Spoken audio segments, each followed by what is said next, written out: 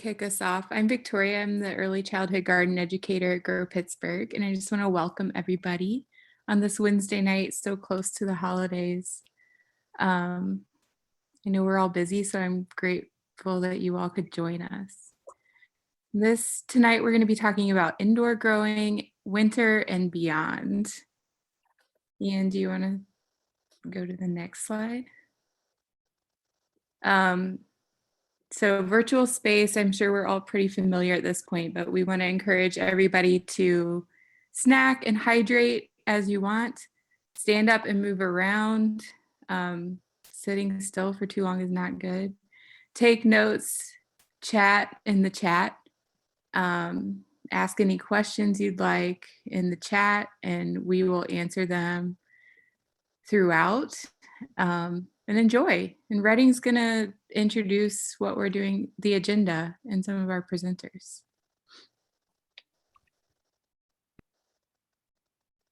Great, so we could go to the next slide.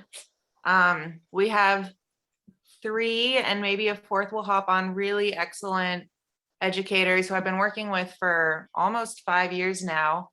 They were some of the first learning gardens to be installed in Pittsburgh and have really just really taken off with the programming and done amazing work outside, and also have been experimenting with indoor growing projects over the past few years. We have with us Lisa Fuller and Kathy Scott from the Mon Valley School, who have started doing indoor grow lights in a garden specific room that they designed in their school that they'll talk more about. And we have Amanda Krazan, who is a teacher at the Westinghouse Academy, who was a huge part of the renovation project. She pretty much spearheaded the greenhouse renovation project of a decades old greenhouse that had been used for storage for a very long time, but now they're fully up and running and are growing their seedlings and even sunflowers in the winter. And we had a 3rd speaker who was going to come, who wasn't able to join us today. So if any of you want to expand upon your presentation, where we have plenty of time. We had time for an extra person, so don't cut yourself short, but also no need to be long-winded if you don't want to be. And then we'll end with some Q&A and group brainstorming. So take it away, Mon Valley team. Thanks for being here.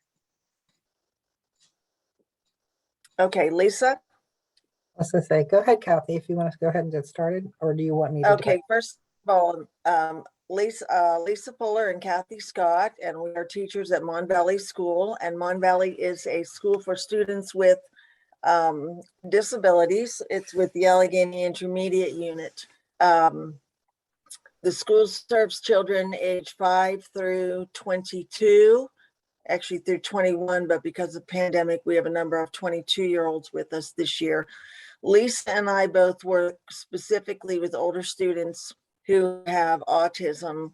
In the past, I worked with students who had very, very challenging behaviors and a variety of different disabling conditions. And Lisa has worked with a whole plethora of different kinds of students and different diagnoses. What we wanted to talk about this year was our experiences with indoor growing. And we've been doing it for a number of years. What you see on the screen right in front of you is a couple of pictures. This one on the very left is something that we did with Miss Ravendran's class last year. And that was a craft project that was very easy, that just took a couple of weeks. And it was a way to get the classroom introduced to growing and to having fun and experimenting with soil. So that we called them grass animals, and it was very, very, very easy to do. Now, Lisa, I'm starting to lose my voice already, so if you want to take over here. Okay. Yeah, we also got the Grow and Learn Seedpods as well, and a number of classrooms did partake in doing that. Those are some seedlings, the middle shots is some seedlings that were started in the grow room that Miss Kathy was talking about. Can we have another slide? A lot of these things have been growing. Now, this is something that Miss Kathy had done, I believe, with Miss McGurk as well, that came up with Yes. the bamboo, growing in a room, which is kind of our grow room. It's off our media center. These are some pictures of the growing of the bamboo that we did during the pandemic. That was the year that we got hit with the pandemic. So unfortunately, they did not make it, because there was, as you all know, there's this watering thing that has to occur on a fairly regular basis. And when you are, kicked out for more than, 6 months, it kind of dries up. So if there's no way to do it there, unfortunately, we lost all of the bamboo. But that was easy, and it was going to be a fundraiser that we were going to do for the garden, originally slated for Valentine's Day, but then we decided it was going to be a little Easter fundraiser, and we were going to sell them for a couple of dollars each, just in the school to parents and kids. We used glass yogurt cups, and then we bought the glass beads, and of course ordered the bamboo. And the bamboo is actually pretty cheap, and you can order it in bulk. And it was a lot of fun. We also had some students doing some science experiments with. We had some bamboo on the upper ledge closest to the lamps, and others on the lower edge, and had students predicting which ones would grow more, taller, whatever. One thing I do want to say is, now last year, I made a big mistake, and that is that I started the seedlings in January. Don't do this, because then your plants mature too soon. And I had these beautiful, beautiful tomato and pepper plants in April, but we were not ready to sell them in April. So by the time May came along and we were ready to sell them, they were leggy and ugly, and they didn't adjust to the outside very well. So you want to start your plants in February or early March. We grew with grow lights, and they were either in the classrooms or in a separate, we called it the garden room, but the garden room is moving this year. So that's one of our obstacles. But we have, they're actually very easy to construct grow lights on your own. If you have a fluorescent light, they're easy to connect to PVC piping and then set up in classrooms. So we have a couple of mobile grow lights that we can put into teachers' rooms. That actually is much easier for teachers to conceptualize and get a hold of than it is for them to go to another place and grow things. It means that it's right there and right with them. For example, with the grass animals, I prepared the packets and sent all the materials to the teachers to do that. So all they had to do was read some very simple instructions. They had everything right there, and then do it with their students. So it was it was just cut and dried right there. Here it is. With our plants, we either transplanted them outside, sold them as fundraisers, or gave them away to students and staff. Last year, we gave everything away because it really wasn't sellable. They were just really, really kind of ugly plants, and some of them died back and then came back. So, but we just gave them all away. The things that are popular, if you're looking at some fundraisers to start on on indoor growing, people want tomatoes, and you want it to be around the 15th of May. They want peppers, lettuce, and herbs. So that's what we stick with if we're thinking about a fundraiser. Those are all the things that people want to buy. We did other class projects with classes with bean plants. We choose bean plants because they grow quickly and kids want to see something happening. And those are really easy to do in conjunction with science and math experiments. We You have, also have kits. You also built up kits for people to just go into the garden room and grab that, so they can do that anytime that they have the opportunity. And it's good for math and science. yes, and we have the kits. We had them in big bins, but we consolidated them to smaller bins, and they can just sign the bin out and take it. That's one of our obstacles, is keeping track of what gets signed out and what gets used. So that is something that you really need somebody who's one person who's keeping track of signing in and signing out of things. Okay, Lisa, I'm losing my voice again. Okay. I'll just fill in. Next slide, please, Ian. I'm assuming you're the one that's doing the flipping there. My classroom, we actually grew some nasturtiums and herbs for Mother's Day. That little blue pot that you see off to the right there, each parent or group got a pot of some color, sent home, and it had some nasturtiums and was it nasturtiums, basil, thyme, and parsley in it. So it was a nice little like kitchen garden, because you can eat the nasturtiums. And I thought that would be a nice little Mother's Day present or something to take home for the family to grow. And hopefully, I hadn't heard anything. Nobody told me whether theirs existed very long after it went home. Naturally, kids don't get that interested in telling you all that information. And then the grass heads are, I think, on the next slide that Miss Ravadrian did, the grass heads. And then those are the seed pods that her classroom did last year. I didn't take any pictures of mine, but I happen to have, she did send pictures of hers. But there were a lot of different things that were in those seed pods that were quite interesting. And so the kids enjoyed doing that as well. They didn't do it well. Our truly one of our biggest obstacles is, spaces naturally to grow things in. Finding those spaces. I actually have a very nice window, and a lot of mine, if you saw those pots, they were sitting by a window, and I didn't really need grow lights. That's a rare thing in our building. There's very few windows, and so we do need the grow light system. Keeping track of our supplies, when they go out, when they're coming back, or if they're not coming back. We've misplaced, I think there was a couple of grow lights that went missing that we're still looking for. A lot of success though with the garden, as far as indoors as well as outdoors, is that the kids are now expanding what they're eating.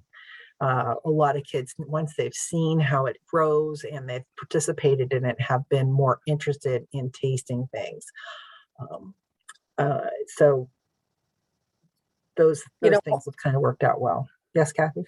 And one of the things, the picture on the right is of the little seed pods. And those were the things that actually we got through Grow Pittsburgh. And they came with our little the book thing for outside. What's the word for it? The library. The library. The library, yes.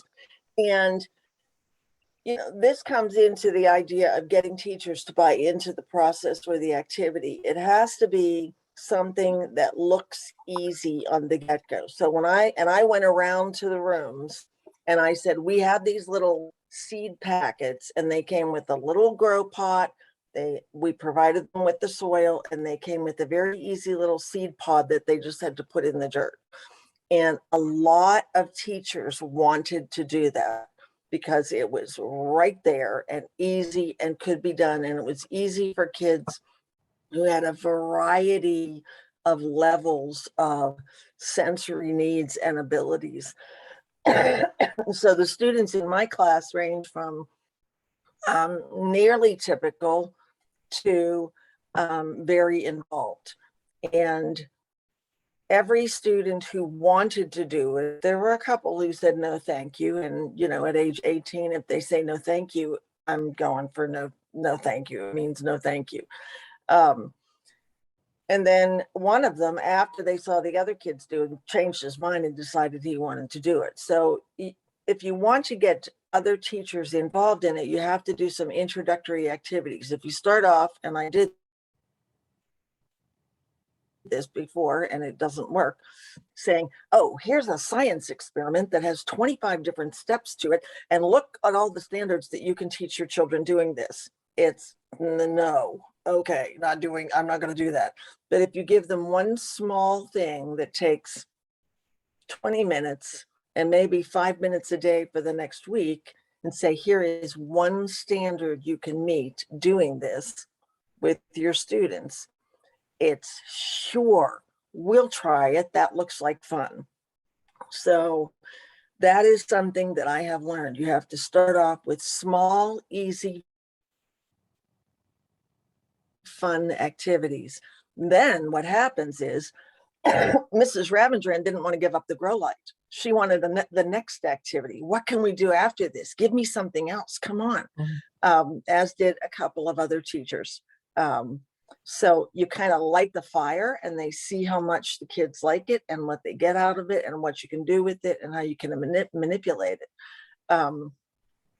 Because even though we have a summer program at our school where kids go out and work in the garden, most of the year it's not, the garden is out there outside and people go to it, but it's winter. There's not something to do there that actually they get to see things growing. One other thing that we did this year that we haven't started yet is we got a tower, a growing tower that ultimately we're going to work with the food service students to grow herbs and vegetables in it, so that we have a food service program in our school, so that is a work skill that they can take in many restaurants, especially farm to table restaurants, have indoor growing facilities that they are picking their vegetables and herbs from. So that is a work skill that they can take with them into their lives, in addition to being a hobby of gardening. But in food service, they will also learn specifically about nutritional value, and they will have the experience of knowing where that food they're cooking with comes from. Lisa and I both had the experience of taking kids out into the garden, and I had food service kids out there last year, and they were surprised. Oh, this is what this looks like when it is growing. Or, wow, I didn't know this came from soil. I had no clue that this is what it was about. So, yeah, we've learned that the more we can do in the winter with getting kids to, like I keep saying, introductory things, it gets them more vested in becoming involved in the spring and the fall and the summer garden. Mm-hmm. Lisa. Yes, dear. A voice is going again. Voice is going again. I told you I'm here for backup. It might be a good thing so that my voice is leaving me. I'll stop talking. But yeah, a lot of kids have definitely benefited from not only growing things indoors, but going to our outdoor space. It seems to have calmed children. There are a lot of times they can go out and do something, and that makes a big difference, especially when we can go out in the spring and summer. Along the lines of expanding their food palettes, I pulled a fast one a couple of years ago. Farmer brought a bunch of carrots and beets, and we planted them. And so by the time summer school started, we had all of these carrots and beets to eat. So I have a muffin recipe that incorporates 4 cups of those vegetables. It was 2 cups of beets and 2 cups of carrots. And since the carrots kind of turned the muffins like a chocolate looking color, they were consumed without thought. And a lot of kids didn't realize they were eating beets and carrots that day. It kind of gives you that thought of like almost like a carrot cake, the muffins. So yeah, that was pretty hilarious. And after they found out about them, some actually asked for more. They didn't just get grossed out because they were beets and carrots. So. Well, Lisa, I love what you did with your students this year with the amaranth. Yes, that's still a process. I'm still trying to get, I'm trying to get the nerve up to pop it. Actually, since you mentioned it, this is 1 pound and 11 ounces of amaranth that we processed. from what grew in the garden this year. And I know it's not an indoor gardening thing, but we did process it, and we're going to pop it and put it into a chocolate treat. And I figured that way everybody would be willing to try it, because it's kind of going to probably resemble rice, like a Nestle Crunch Bar kind of thing. That's probably what it's going to end up being like. And I figured that would be an easy way to get people to try it without going, like putting in a porridge or something like that. I don't see them as willing to try it, but I thought this would be get the majority of the students to try something very different that they're not going to see a lot of. So that's still in the process. We're still working through it, trying to get things done. But I think we've pretty much covered everything. I think you've come to the end of the slideshow. If you wanted to show the, I didn't know if you wanted to show the Mon Valley Garden page, but it also shows we have connections to everything's on our Google Drive. All those bins that you can sign up, they're there with all the lesson plans are on our Google Drive. So it makes it easier for our staff and teachers to get a hold of it. Thanks so much for sharing all that. Yes, and I could share it in the follow-up email that I'll send either tomorrow or Friday. The Mon Valley teachers, Lisa and Kathy, together made this amazing website for their school garden that any teacher in the building can access to see what lesson bins they have or see what's ready to pick in the garden that they update. And last time I checked, they had pictures of their praying mantis egg sac that they found and hatched in the spring. And it's just a really cool resource for their school. So thank you for sharing all of those great projects you're doing. That was really, really nice to hear all about. And I feel like I get snippets throughout the year, but it was nice to hear about it in one go. And next up we have Amanda Krizan, who's going to talk about this beautiful greenhouse that they renovated at Westinghouse Academy. So I'll hand it over to you, Amanda. Hey, hi everybody. So a few years ago when I started working at Westinghouse, they had this awesome bubble on the side of the building, and I didn't know what it was, and I realized it was a greenhouse and I didn't even know how to get there. So once I figured out how to get in there and discovered it was just being unused. So then after that, we were able to partner up with Grow Pittsburgh, get it cleaned up, get new glass in it. We were also fortunate enough to get a irrigation system. So if you can see on the left side, you can see the tubes that kind of come down. So it has a timer system, and we can put things in there and not necessarily have to monitor them every single day. And then on the right side of the greenhouse, there's a couple raised beds. So we're able to plant things in there as well. What you see here is just a group in there exploring, and then some of the seedlings that we've started, and then some of the basic house plants. So a couple of teachers have had just little cuttings, and then we'll stick them in there, and that is under the misters, I believe. So this has been happening for a couple of years now, and when I first started, I was in a position where I was a learning support teacher and was able to have a little bit more freedom with my time and access to the space. So it was cool because I could interact with a lot of different teachers from the building and from the different classes.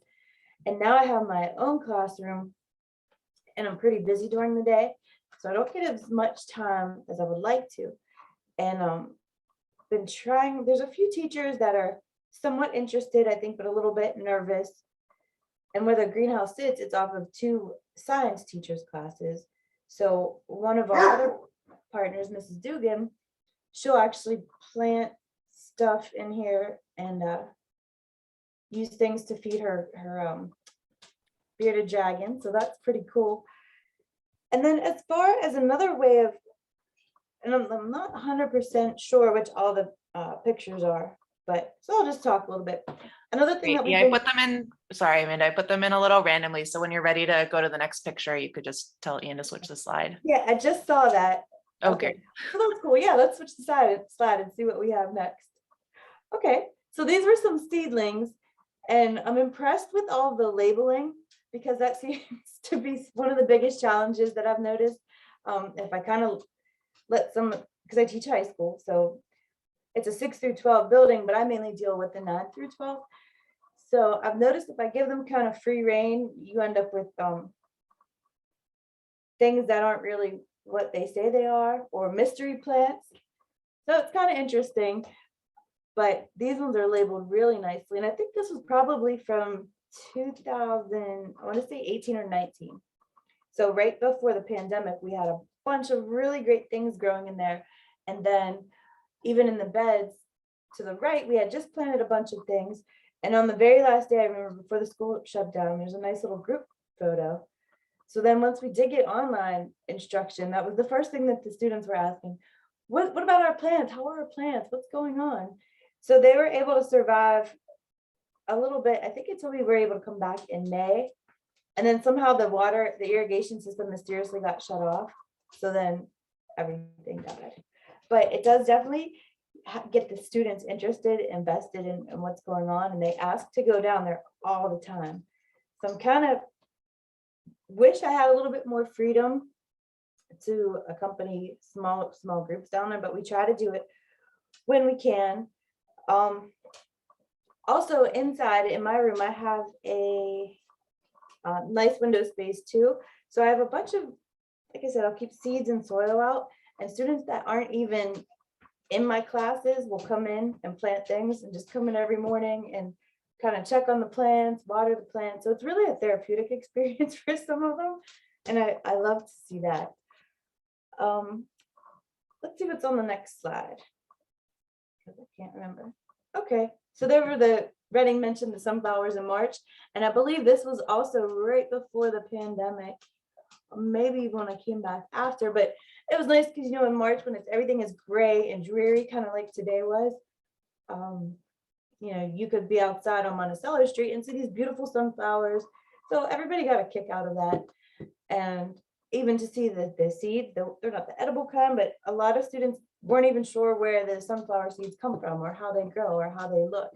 So getting them to get that authentic learning, like actually get interested and ask questions rather than have knowledge just presented to them. I think that's always a great experience.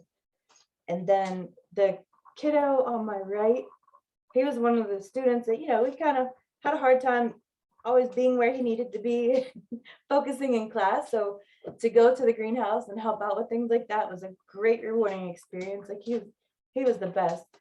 And he still comes back. Can we go to the greenhouse? Can we go to the greenhouse? So that's really an awesome thing. We also have a culinary program in our building, and I don't know if it's just because of the location of the floors and and the accessibility, and of course time is always a challenge for everybody in a school building, but we have grown herbs in there inside and outside, and we need to get a better use of them. Like get the culinary students more invested and have like specific time where they can go and they're seeing what they're growing. And I've been trying for a few years and it's still been a challenge, but I'm gonna still keep working at that. I don't know if I have let's see the next photo. Okay, so that was the day the world ended. It was a half day, so we were spending our time in the greenhouse right before it ended. So those are 5 students. They're currently in 11th grade. And they're still all currently invested in the greenhouse, and they do a lot in there because it's a smaller class. So we have a little bit of affordability. And then I'm not sure if there was a picture of the hydroponic garden. No, not yet. All right. So we have a hydroponic garden tower that somehow appeared in our school building. I'm not sure how or where, but nobody was using it. So I put it upstairs in my classroom and got the I don't even know if I sent it. I should have taken a picture actually before I left school today. And you start the little seedlings in Rockwool, and then we pop them in there. So we've had right now there's a bunch of basil, lettuce, arugula, green beans, and that was pretty interesting. And actually today, so the power went out, and it has the automatic watering system, and the automatic lights on it. The power went out, so everything, the timer was off. So during class, the lights came on, and there's some students in there that acted like that's the first time they've seen this, and it's been there all year. And then they noticed that, oh wow, there's green beans going on there, and really had never seen a raw green bean or tasted one before. So that was a really cool experience. We have a pumpkin. I don't know how well that's going to work out, but I would like to take a picture tomorrow and send it in because it's doing really well, but we'll see how it fares.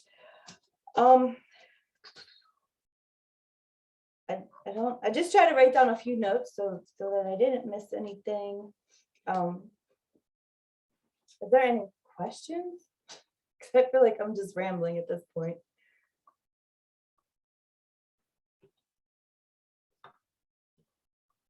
When we were speaking about what the other two ladies were talking about, I really am interested in getting more of the teachers involved.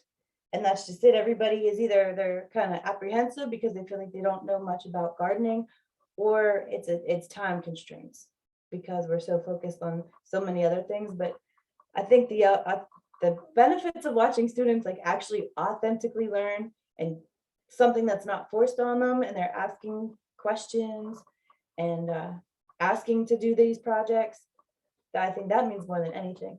And yes, do we transplant our seedlings in the outdoor garden? Yes. So last year we had quite a few tomatoes and peppers, and I think one of the other teachers did it. So we ended up with a lot of concentration, like they weren't properly spaced out, but they still did well as much as they could grow before the deer ate them. And then we haven't gone as far as fundraiser yet because I don't think they've been that quality yet, just because of the past year and a half. There have been, the challenges. We weren't in the building last year. So we end up giving a lot away to staff and to students that might want them. Ian mentioned you grew up in Indiana County. I actually live in Indiana County now, so I have a big space and I bring a lot home.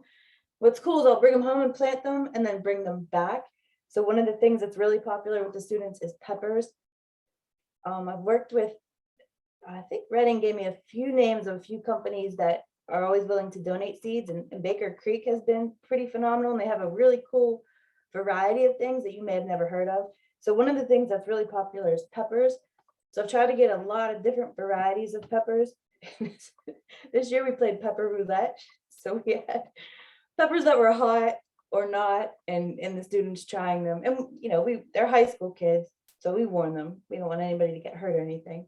But yeah, some of them are pretty hot. And we've experimented with some hot sauce and then blending them up to make a little cayenne pepper, just like chili powder you would get.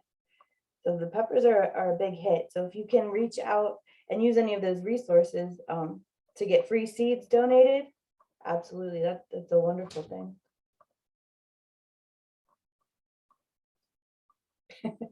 Yeah, pepper roulette is so funny.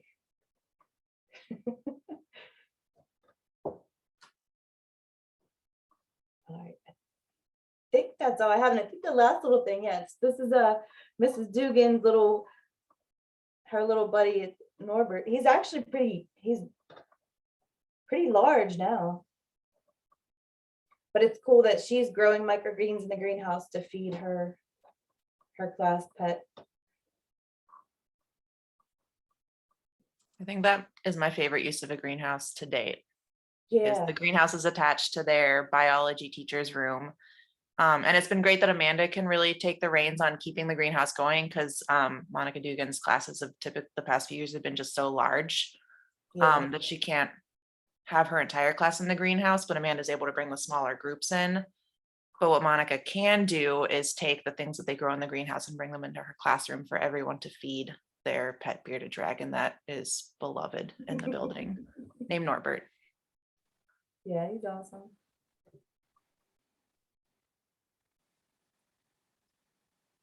Great. So if that's all you have to share with us today, that was really great to hear the things that you've been doing. And I totally forgot about that. You also have a tower and are using that. That's cool to hear that it's up and running and in your classroom now.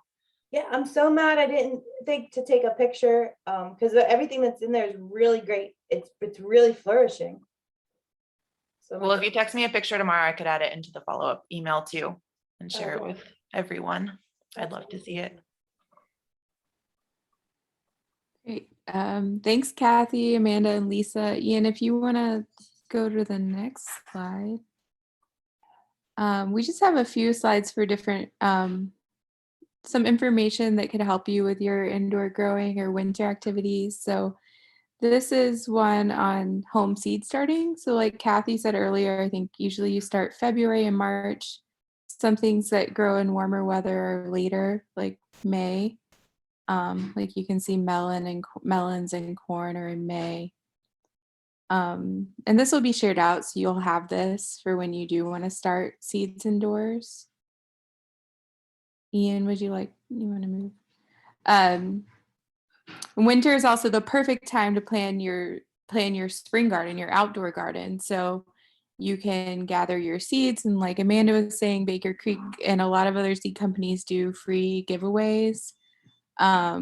You can kind of plan out your garden, talk to the students, ask about what they would like to plant, make your maps, and plant any time in March once it's warm enough. And again, look at the plants that you're planting, like tomatoes and other things, like to go in a little bit later. But it's a great time to start planning. And we can go to the next slide.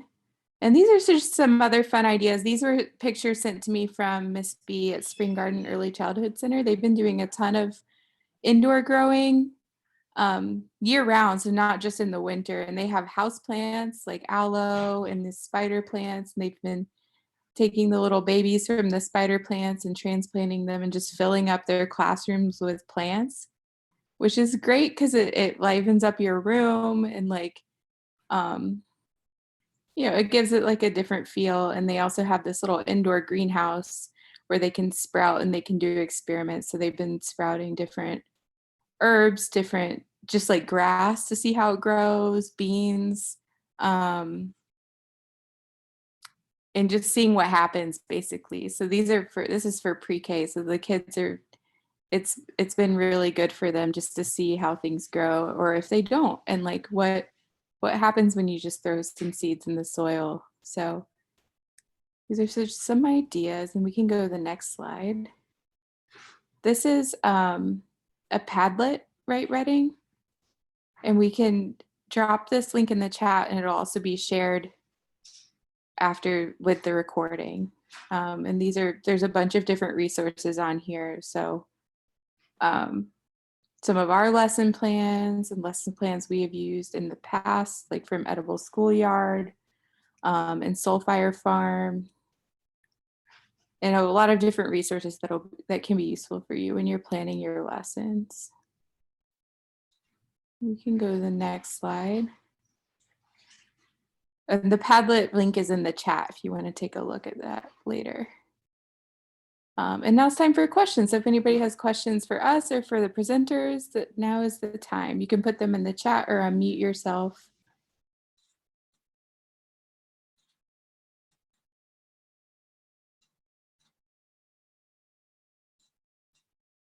While people are mulling over what they just learned, I have a plug for a program that we have at Grow Pittsburgh called the Community Garden Sustainability Fund, which is actually what Amanda applied to originally to get the greenhouse renovation. And Mon Valley's also applied for some supplies in the past, and it's open twice a year. It opens in March and again at the end of the summer. And it's really for school gardens, fall under the guise of community gardens, and for any schools that have existing gardens.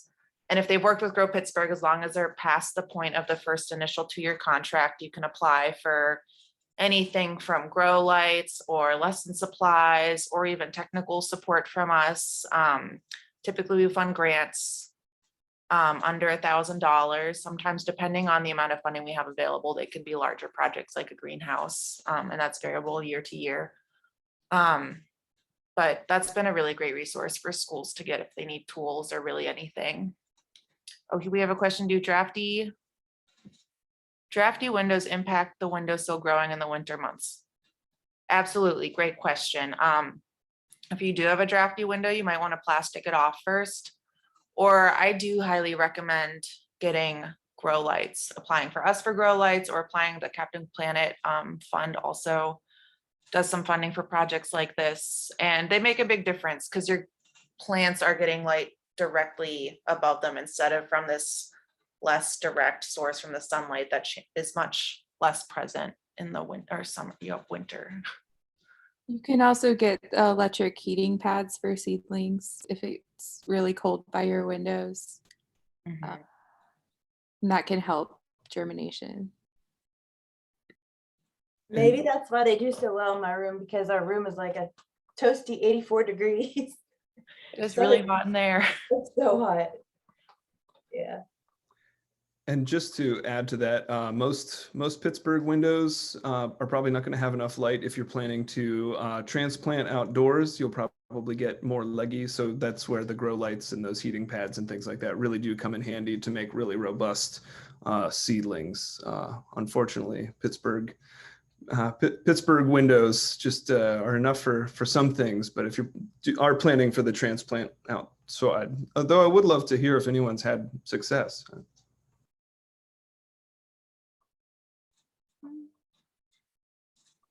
I was also thinking back to some of the pictures that Lisa and Kathy shared in their presentation. And they use those seed tray setups where you buy the black plastic trays that hold a whole bunch of the seedlings. And they usually come with a plastic thing that you're like, what is this clear plastic thing? And what it is you put it over top and it acts as a mini greenhouse and soaks in the light and kind of holds in the heat from the light a little bit more than if you just had them out in the open air. And they actually make quite a big difference. It also helps keep with the moisture into the plants, because you disappear over the weekend or whatever, and that's why they keep the ground moist for them to keep growing. Yeah, and you can buy these shelves that have a plastic cover on them. They're greenhouse shelves. I've found them for like $30. And that's what we buy for a lot of the early childhood centers for indoor growing. That does the same thing, but you can have trays and trays and it has the same effect.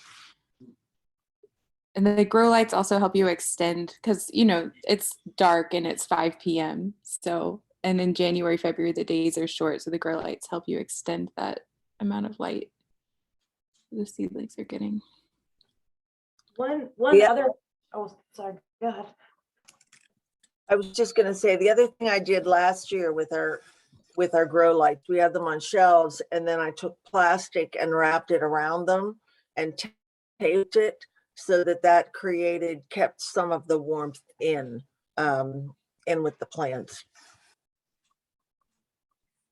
One other thing that I learned the hard way about seed starting and not too early is timing.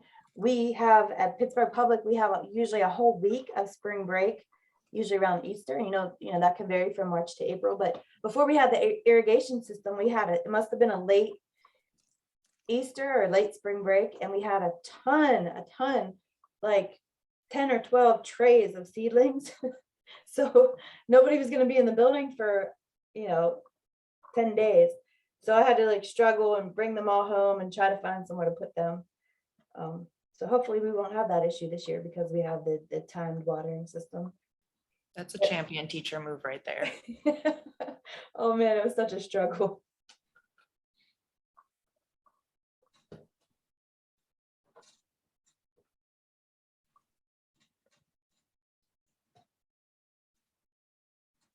Amanda, I was there that day when you all were installing the garden. We were putting soil in the beds, and I think they had just finished the window installation, and the kids still had their coats on because it was cold. But Yeah. I noticed that the March 13th picture when the world ended, they didn't Yeah. have coats on. Is it toasty in there now? Is the heat working and everything, or? Well, that's what I've been trying to gauge at this point, because I had left some things in over the summer, and then I guess the ghost of George Westinghouse turned the watering system off because it was off and everything died. Somehow it mysteriously got turned off. So now that it's been getting cooler, I've been trying to gauge if the heat's on, but apparently when I guess our building gets over 50 degrees, all the heat, or when the outdoor temperature is over 50 degrees, everything shuts off. So I'm not sure yet. It usually will stay. If the heat is working properly, yes, the greenhouse is toasty and warm. Okay. I'm still trying, in the past month, I'm still trying to figure out what's happening. It hasn't been consistent yet. So I don't know if it's if it's a building issue or equipment malfunction, I'm not sure yet. Okay, okay. But it was I'm cool that they investigating. didn't have coats on, so I was like, maybe it is warm in there. Yeah, generally it is. I mean, there is a heat system, there is a heater in there. Okay, cool. Today it was, because it was either today or yesterday, I stopped in and it was just neutral. It wasn't hot and it wasn't cold. So that was good. Cool. I'm just curious, besides ghosts, are there any other unexpected challenges that you've had, either school, indoor growing challenges that you didn't expect but overcame, or didn't expect and had some failures that you learned from?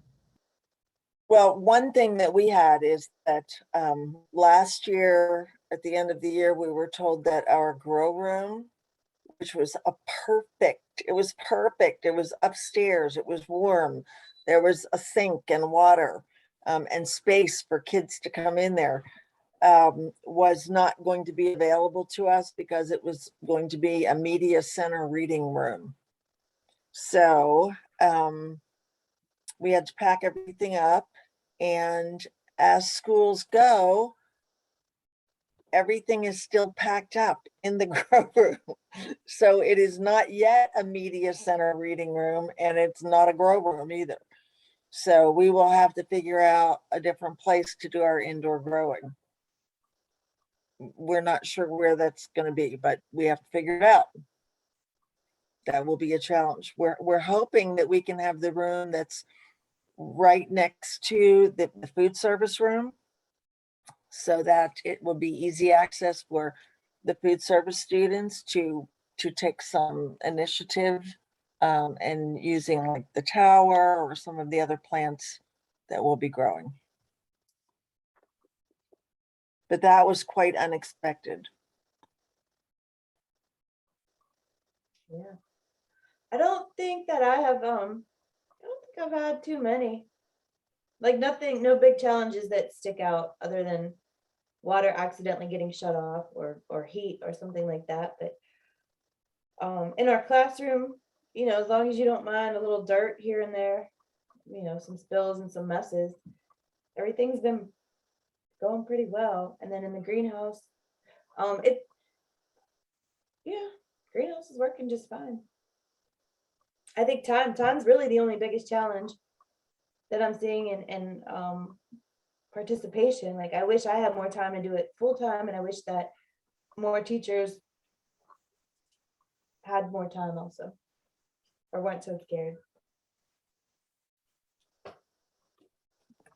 We have teachers that will go out to the garden, but they won't know what to do when they get there. Unfortunately, you have a lot of people that enjoy the garden, but they don't know how to help, and it makes it, and if you're not there to help them get started, it doesn't happen. And once they get it, I mean, once you're there to help them through it a couple of times, then it's not a problem. But again, I agree, Amanda, it is time and to get out there and do that and be able to get out there with those teachers at those time periods. It is rather tricky because we all have very busy schedules and we have things that we have to get done with the kids and on a daily basis.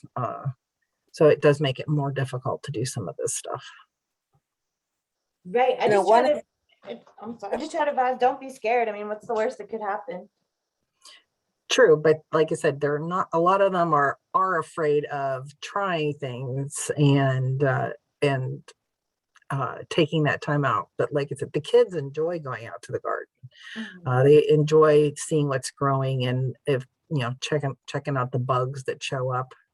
It's like name that bug in the outdoor garden. They like to check that out. I had a couple of my students, because they're older, they have their cell phones and they're taking pictures of the bugs and trying to identify them. So, was this a helpful bug, or is this a bug that we want to get rid of in the garden?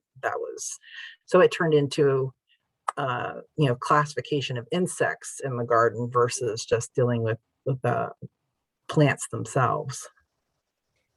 You know what?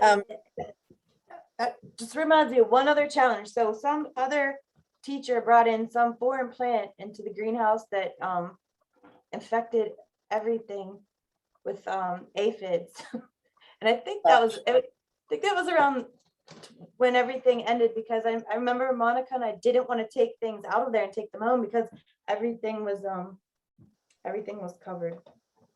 I forgot about that. Thanks. Yeah, no problem. Bugs. Bugs. Yeah, that's something that our farmer Hannah, who manages the greenhouse at the Frick and then now at Garden Dreams, they are very particular about what types of plants can come in, and having beneficial plants that attract specific beneficial bugs to like create the perfect ecosystem in their greenhouse. So I'd love to see you guys like work through that with your students and say, hey, well, this pest is caused by such and such, and what plant attracts that, and you know, but And the butterflies, we're planting the right things to entice butterflies to your garden. I think because the kids are very interested in the butterflies and seeing those. So, having them come to your garden makes a big difference. And then there are two things. One about attracting the right kind of insects, and also about our Uthika and our praying mantis. It's a learning curve, and I have learned that is a Chinese praying mantis, which is not technically bad to have, but it is not technically good to have. We really want a Carolina praying mantis, and not the other one. So even those of us who have been doing it a while, we do things naively thinking, oh, isn't this great? A praying mantis, wonderful. And it might not be so great. So yes, that is a challenge for all of us, of what we bring into the garden and what we don't bring into the garden. The other thing I wanted to say is that one way that we found to get teachers to a garden is to put something else in there that doesn't have to do with gardening. So, and it's getting teachers in, because the kids go with the teachers. I mean, our kids aren't going without teachers. So for us, we have to get the teachers in. So we put toy boxes out there with toys. We left one bed fallow, and it's the dig to China bed. So, and we put buckets and shovels and trucks and everything. We put chalk, we put bubbles, we put a Nerf basketball hoop. So anything that can draw people to the garden, and then they start looking around. What is this? Is it okay if we taste these tomatoes? Yes, please do. Look at it. Squash them, step on them, look at the seeds, whatever. Another thing that admin did is we had a music wall put into the garden. So there are other things for kids to do in the garden. And then we're also finding that staff likes to go eat lunch out there. So we'd like to have another table put out there so that more staff can go out there and eat, should they like to do that. Because once they get out there, then they start noticing and start asking questions and start saying, can we do this out here? Yes, you can. Yay, yay, yay, go do it. So yeah.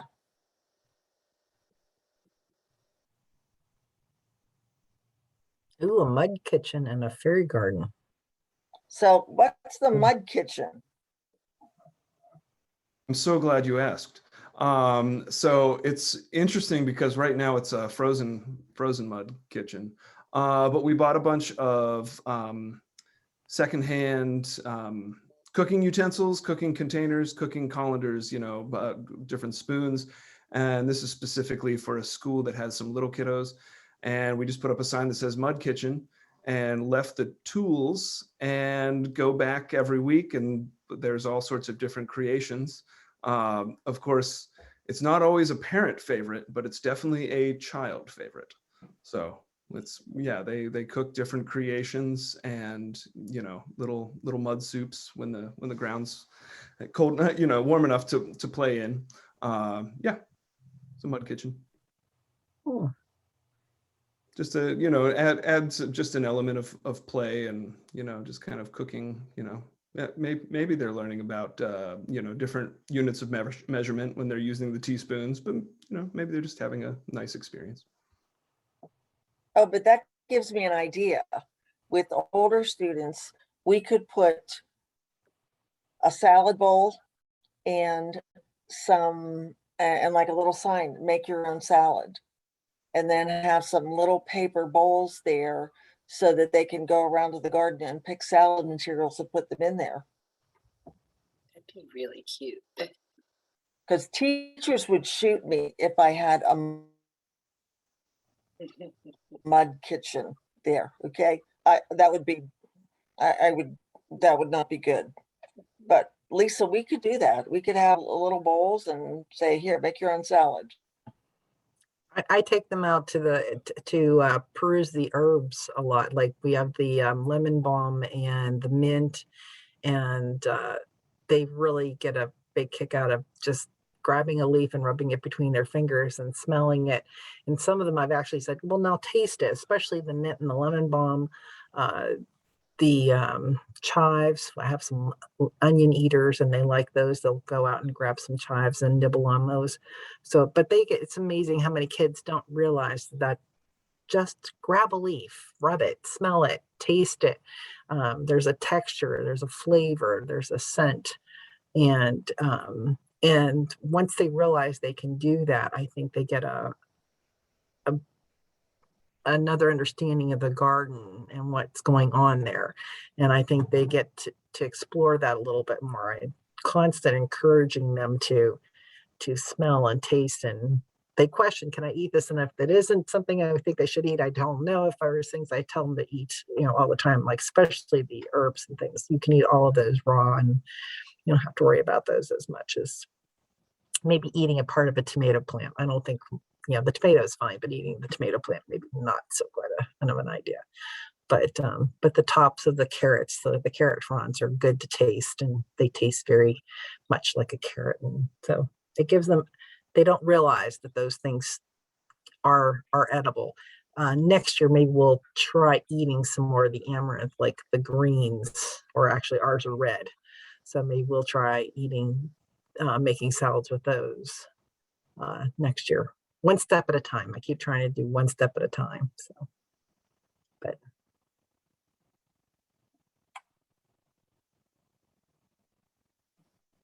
Well, I'm going to jump in here because unfortunately we've reached our time limit. It is now 5:31, so we'll be wrapping it up. But it was such a treat to have you here talking to us about all the projects you have going on in your school. It's really great to hear about the experimentations that people are doing outside of this very basic grow, harvest, grow, winterize. There's so much you could do in these spaces, and to bring indoors to your classrooms to just keep working on garden education throughout the year. And even just to have some therapeutic activities in your lesson that are garden related. That's such a treat to have in this time. So thank you all. Good luck with wrapping up the end of the year before the holidays.